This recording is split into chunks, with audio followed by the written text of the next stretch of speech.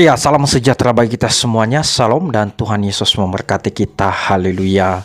Amin. Nah, Bapak Ibu dan teman-teman sekalian, pada bagian ini marilah kita sama-sama melihat sebuah cuplikan video yang mana di dalam video itu ada sekelompok orang ramai-ramai ikut serta untuk mengangkat peti jenazah orang Kristen. Nah, Bapak Ibu yang kasih oleh Tuhan, mungkin kita bertanya-tanya kenapa hal ini bisa terjadi dan seperti apa ceritanya.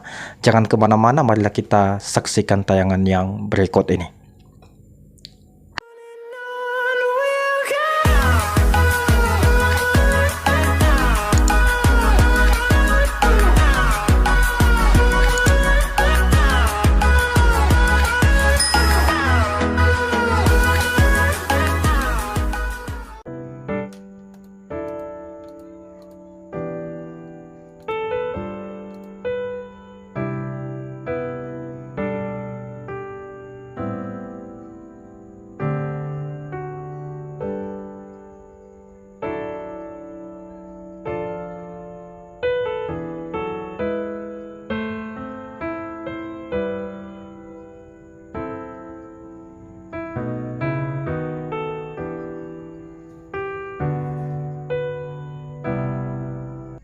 Janjian menjanjikan bahwa kalian akan saya bela sebagaimana saya membela keluarga dekat saya.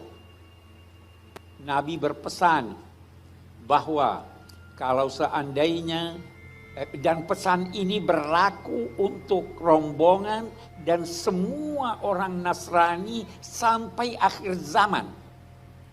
Di teksnya itu bisa dilihat di Google. Teksnya itu berkata apa?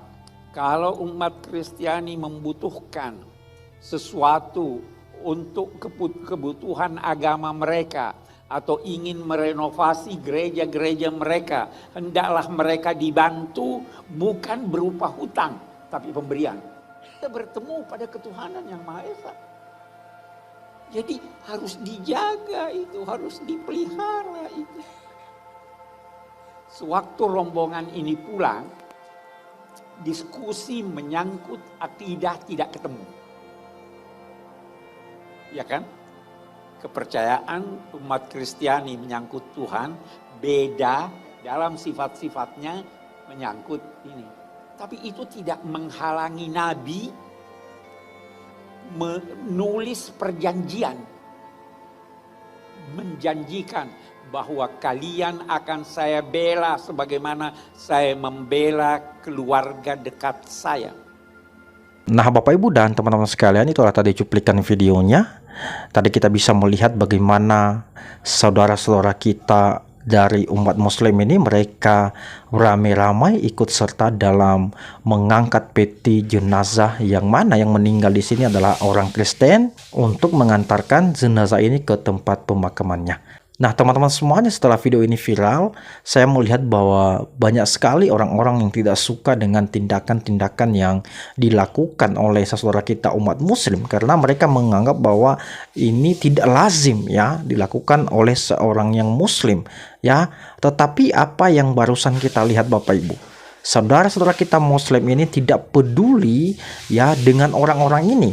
Saya melihat apa yang mereka lakukan adalah bagian dari kebersamaan, gotong royong, ya, toleransi, ya. Sebagaimana kita manusia yang memiliki nilai sosial yang sangat tinggi, tentunya kita harus bisa bekerja sama dengan baik, membangun nilai-nilai persaudaraan antara saudara-saudara kita tanpa melihat latar belakang kita, dari mana suku kita, adat istiadat kita, dan agama kita. Ya, Bapak Ibu yang dikasihi Tuhan, saya mau katakan kepada kita, marilah kita saling bekerja sama, ya, bergotong royong, bertoleransi, saling mengasihi, tetapi tanpa mengurangi akidah kita kepada Tuhan yang kita imani, ya.